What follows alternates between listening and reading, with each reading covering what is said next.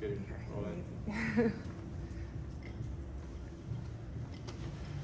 Welcome back on another episode at the Cusp of Freedom, where we discuss why and how we become who we are. Today I have a very special guest, and I'll let her introduce herself. Hi, I'm Olivia. Otherwise, all my friends call me like Liv. So I am a digital nomad, I guess, as of literally this is my first week back at work, so very fresh. But I've been working remotely since May last year, so I've been doing it for a while, but this is the first time I've been in another country, so it's a little bit different, but the time difference is very off because I work for Australian companies, of course. So right now, I just had a whole heap of meetings, and for them it's midday, and now it's 7 p.m. here, so Right. It's been an interesting adjustment. And yesterday I was literally on meetings until midnight, so it's very different. But I do digital marketing. Okay. I'm interested in what I was doing. Alright. So you do digital marketing. Let's discuss a little bit about how you became a digital marketer, and what brought you to becoming a digital nomad. Okay, cool. So when you were little, what did you dream of becoming? Big questions there. So I probably dreamt of being I've always been very environmentally friendly, I guess. So I always wanted to be an environmentalist of sorts, pretty generic sort of thing. In Australia, I know it's very popular when you're a kid. You're always I want to save the world. Yeah. So that was probably what I wanted to do. And I did go to uni to study international relations and government, where I sort of majored in sustainability. So I do actually have 2 bachelor's degrees in that relevant field, but I don't use them currently. Interesting. So I'm not really familiar how uni works in Europe. Yeah.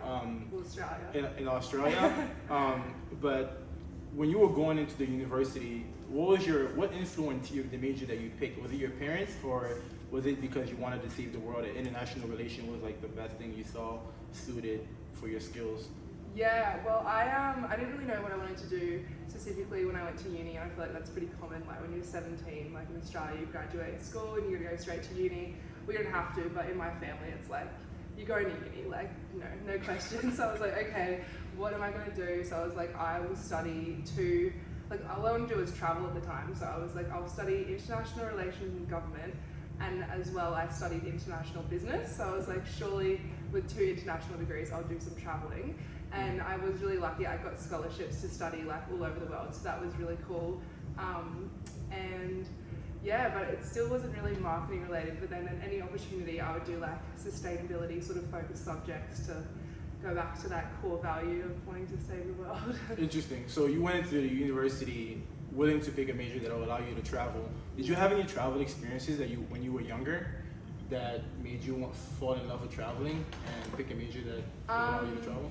No, so I was actually I'm from a really remote part of Australia. It's called Winton, so it's literally a town of 400 people out west, out red dirt, super remote. So I feel ever since I was a kid, I had this longing to see the world because I was from such an isolated place. Mm-hmm.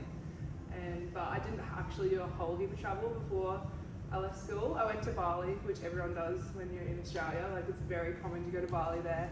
And then I also went to Nepal. I did a trek in the Himalayas with my family, so that was a pretty cool experience. But that was what I did. Yeah. Okay, so just 2 questions. When you traveled to Bali, or the first time you traveled, how did that shape your perspective? And what were some challenges that you went through throughout college? Well, I'd say that Bali trip really showed me, I guess, the disparity of wealth in the world, because you're seeing, you're staying at this really nice resort, but then you're walking through a street that's literally got homeless people everywhere with beggars on the street, and it just is a really big contrast for me. So that was probably my first sort of exposure to that, I feel.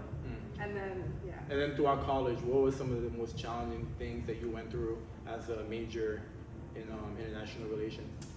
I would say just probably being exposed to how, I guess, corrupt. I don't know if corrupt's the best way to put it, but just the amount of red tape and bureaucracy there is to change things to do with sustainability and all of that, because obviously there's so many other factors involved with employment and international relations in terms of like work benefits, I guess, with like the way that different countries interact with each other.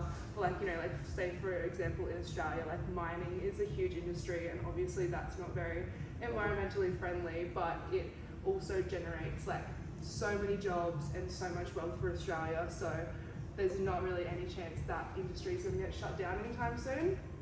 And I feel like the more I just learned at uni, like the more you find out like that it actually is so hard to make changes from a political sort of standpoint because of all that red tape. Interesting. So you got into international relationship because you wanted to make some sustainability changes within your government to help the environment and help the world. Interesting.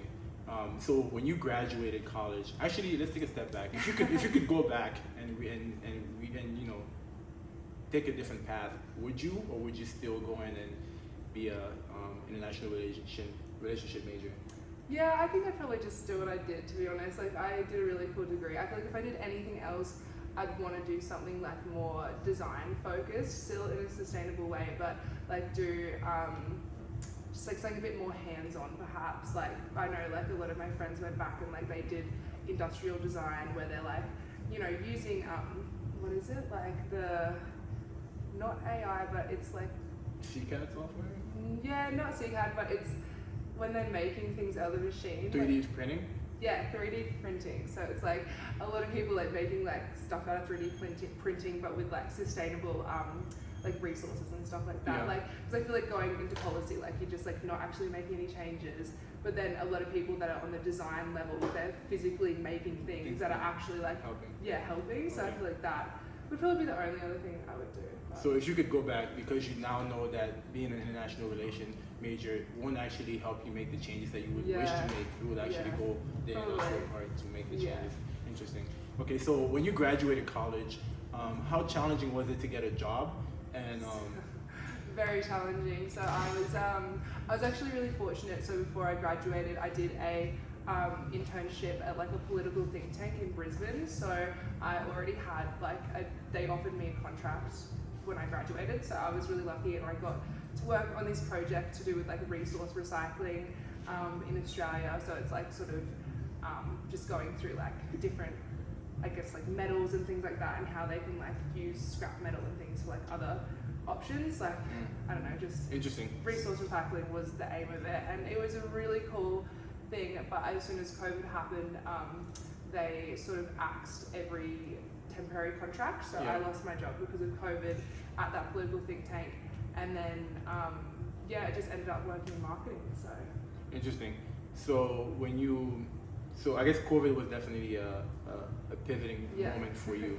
Okay, so how did you earn your internship for someone that wants to major in what you major in and wants to get an internship on their resume to also get a better opportunity with jobs? How did you earn your internship? I was actually super lucky. The uni that I was studying at, I was actually doing a different course because you could choose between doing an internship and like this other course, and it was like 2 weeks into that course, and I was like, this is like not as good as an internship, no way. So I was getting the internship really rushed, and I just like reached out to, I guess, like the uni counselors that like help you get that stuff organized, and they helped me find this political think tank one. And so just like sort of ask help, really. Okay, so fast forward, COVID happens, you lose your internship or your job, and now you have to find a new gig to go into. What are some challenges that you faced during that moment, and how did you pick yourself back up? It was so hard. Like, I don't know, I'm sure it would have been all over the world, but like in Australia, like it was really challenging. Like already, because I was living on the Gold Coast at the time, and like that's already a really hard place to get a job professionally, because you've got 3 different universities in the same town, and like it's not like a CBD, it's like a touristic place, so there's not like heaps of big businesses that are going to take on like a heap of graduates, so it's very like select and hard to get a job as already.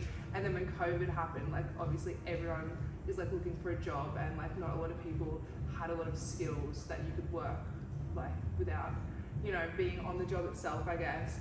And I actually knew someone that was working at this marketing firm, and I saw that they were advertising on like online, so I reached out to the person I knew, and I was like, how, like, can you help me out? And they actually put in a good word for me. So I got an interview at that marketing agency, even though I had like no experience working in marketing. So that was really interesting. So network. The people, networking is key. The people you know.